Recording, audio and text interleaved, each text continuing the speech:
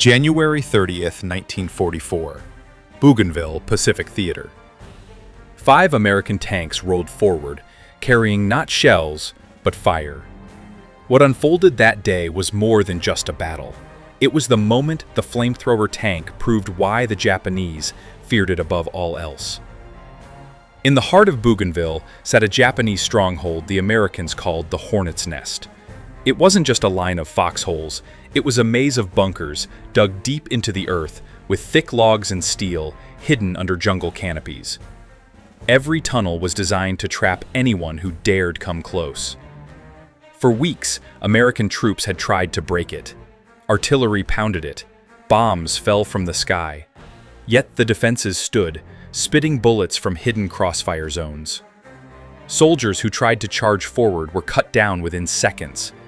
Every yard gained meant dozens of lives lost. The U.S. Army needed something new, something brutal, something that could crawl right up to those bunkers and flush out anyone hiding inside. That something was fire on tracks. The Americans already had a weapon that spat fire, the M1 flamethrower. It was strapped to a soldier's back, weighed more than 60 pounds, and could spray burning fuel about 20 yards. On paper, it sounded terrifying. In practice, it was almost a suicide device. In the sweaty, wet jungles of the Pacific, sparks failed to ignite. Fuel leaked. Soldiers carrying the tanks were slow-moving targets, and the Japanese knew it. They shot flamethrower operators first, before they could even pull the trigger. Sometimes, the weapon itself exploded before being fired. But when it worked, it was pure terror. Flames crawled into tunnels, clung to walls, and swallowed whole rooms in choking smoke. The Japanese feared nothing more. American troops began calling it bottled hell. Yet, bottled hell on a man's back wasn't enough. The U.S. needed a way to protect the operator and make the weapon last longer than a few bursts. The answer came when an officer in the 754th Tank Battalion had a radical idea: put the flamethrower inside a tank. The chosen vehicle was the M3A1 Stuart light tank. Normally, it held a crew of 2 and carried a 37mm gun. But now, engineers ripped out the machine gun, shoved a shortened flamethrower tube in its place, and crammed 2 5-gallon fuel tanks into its steel belly. It was messy, it was cramped, it was dangerous. But it worked. By January 1944, these flame-belching Stuarts were ready for war. And their first target was the dreaded Hornet's Nest. That morning, smoke mortars clouded the sky. Infantry advanced cautiously behind the tanks. Then, the modified Stuarts rolled forward, their nozzles hissing with pressure. When they fired, the effect was immediate. Thick streams of liquid fire shot into Japanese bunkers. Flames wrapped around log walls, snaked through cracks, and poured into tunnels. Underground shelters turned into furnaces. The Japanese defenders panicked. Some tried to fight back with rifles and grenades. Others ran, screaming, only to be gunned down. Those who stayed inside suffocated or burned alive. The tank-mounted flamethrower had arrived. And it was unlike anything the Pacific had seen before. But the new weapon came at a price. One of the first flamethrower Stuarts was hit by friendly artillery. It exploded into a ball of fire, killing its commander instantly. Another crewman was trapped inside. Corporal Joe Simon, already wounded, tried to pull him out, but was cut down in the attempt. He was later awarded the Silver Star.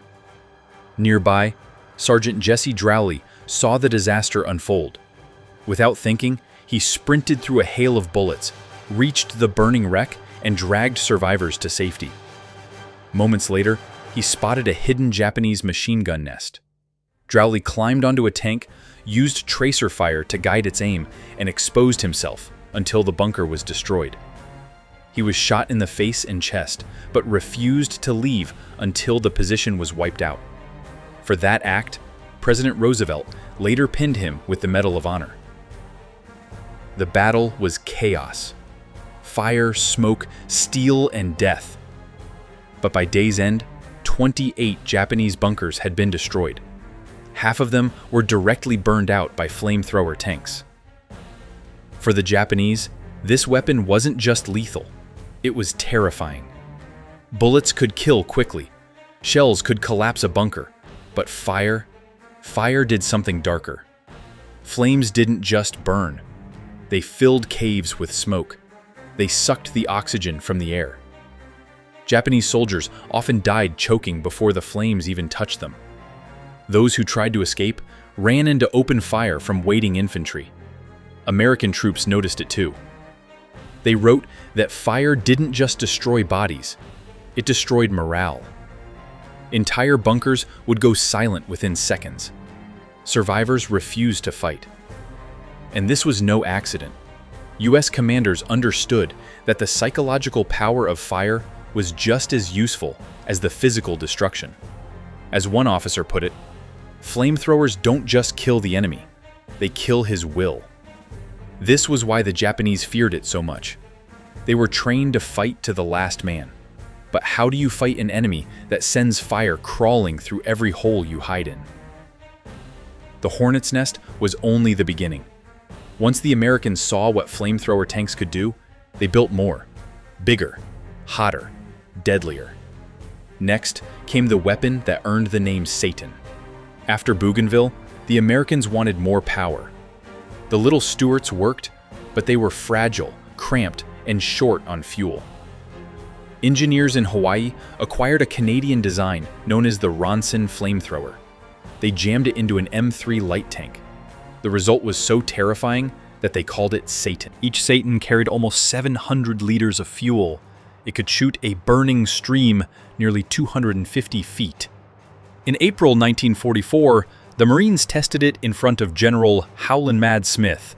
The demonstration stunned everyone watching. Smith ordered 24 tanks converted immediately. By June, they were ready for the invasion of Saipan. And if you want more stories about the weapons that changed history, the ones built not just to kill, but to terrify, make sure you're subscribed. You won't want to miss the next one. On June 15, 1944, Marines stormed the beaches of Saipan. Waiting for them were Japanese bunkers dug into cliffs and caves. Machine guns poured fire, mortars rained down. Infantrymen fell by the hundreds. Then the Satans rolled in. Marines developed a gruesome rhythm. First, a regular Sherman blasted open a cave entrance, then the Satan tank sprayed fire inside. Sometimes the heat alone was enough. Carbon monoxide filled the caves, suffocating the defenders before the fire even touched them. Reports later showed that 4 out of 5 Japanese deaths from flamethrowers came not from burning, but from choking. By the end of Saipan, the Satans had burned through tens of thousands of gallons of fuel. Bunkers, caves, tunnels, all gone. The Japanese had no defense. After Saipan came Guam, then Tinian. On every island, the pattern repeated. Sherman tanks armed with fire led the assaults, while infantry followed close behind. The strategy got a grim nickname: corkscrew and blowtorch. Step by step, the Marines perfected the method. Crack open the bunker, pour in the fire, send in men with demolition charges to seal it forever. It was slow, it was brutal, but it worked. And here's the controversial truth. Many Marines admitted they preferred flamethrower tanks over regular Shermans. Why? Because against Japanese bunkers, fire worked better than shells, bombs, or even naval guns. You could say, in the Pacific, America's most feared weapon wasn't the battleship or the bomber, it was the tank that breathed fire. By early 1945, the US had prepared for Iwo Jima. The island was a fortress, tunnels carved into volcanic rock, caves everywhere, and machine guns hidden in every ridge. This time, the Marines had a new monster, the POA CWS H-1 flamethrower tank. Built from the rugged M4 Sherman, it carried more fuel, more pressure, and a far longer reach. Some could shoot burning napalm over 400 feet. Marines nicknamed it the Zippo because once it fired, the enemy position lit up like a lighter in the dark. On February 19, 1945, Marines hit the beaches. Japanese guns shredded them. Bunkers seemed indestructible. But when the flamethrower tanks arrived, everything changed. The Japanese fought with courage, but there was no answer to liquid fire. By the end of Iwo Jima, American flamethrower tanks had burned through thousands of gallons a day. Bunkers that had resisted artillery for weeks fell in seconds. Then came Okinawa. April 1945, the bloodiest battle of the Pacific.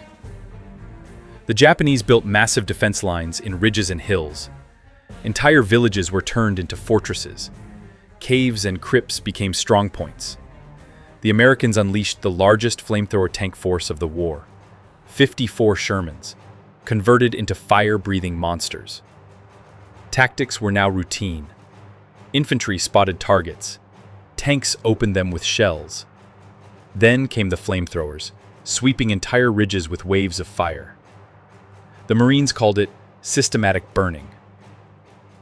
During the battle, the 713th Tank Battalion alone burned nearly 200,000 gallons of fuel.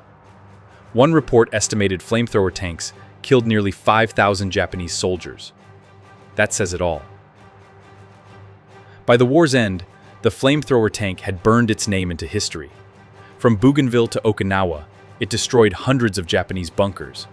It reshaped how the Marines fought, and it left behind images so brutal they were rarely shown in newspapers back home. Even American soldiers admitted the weapon was horrifying.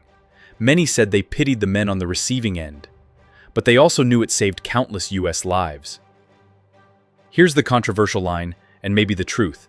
In the Pacific, the US didn't win because of numbers, or even strategy. They won because they were willing to unleash something darker. And the Japanese feared it more than anything else.